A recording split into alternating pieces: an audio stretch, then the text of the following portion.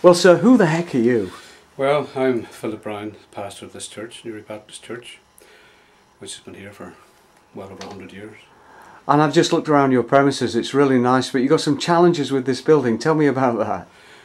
Well, we just could do with a little bit more space in a meeting room. It's a listed building, so we can't go around knocking holes in walls and generally extending it the way you would normally do. So now you've not only been in the north of Ireland, you've been planting churches in the south. What's the difference between the two church cultures, or is there any? Well, there's a big difference in both parts of the land.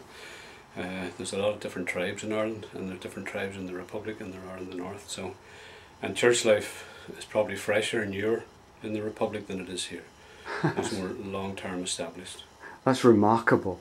Now tell me, as a preacher, do you think, obviously, I'm assuming you think the Bible is relevant for the 21st century, but could we communicate the truth of the Bible any better?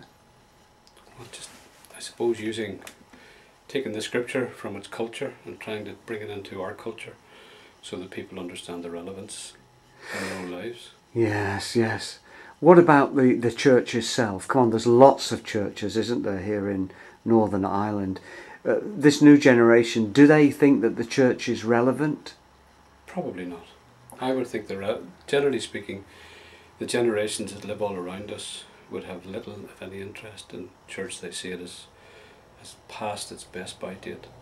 And probably if people have problems, they'll go to some kind of citizens advice bureau or a doctor, and would never really think very much about going to a church anymore.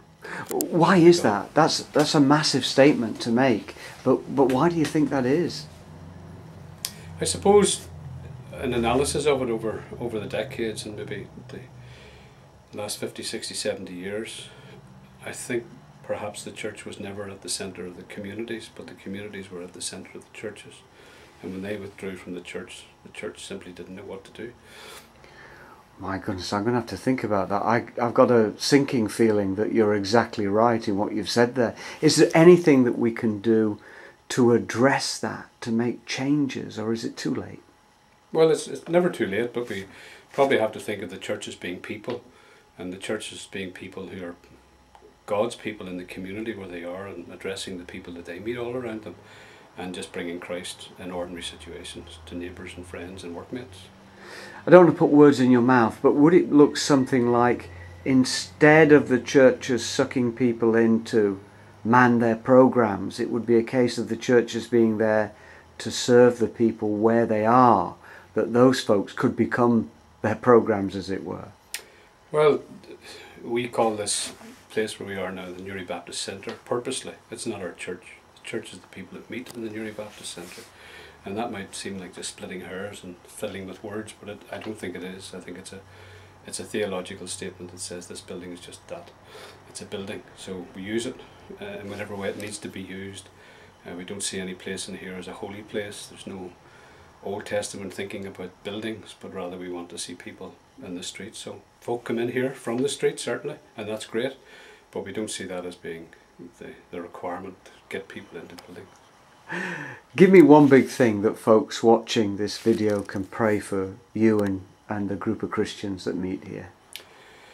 Well, I suppose that our involvement in the community would be real.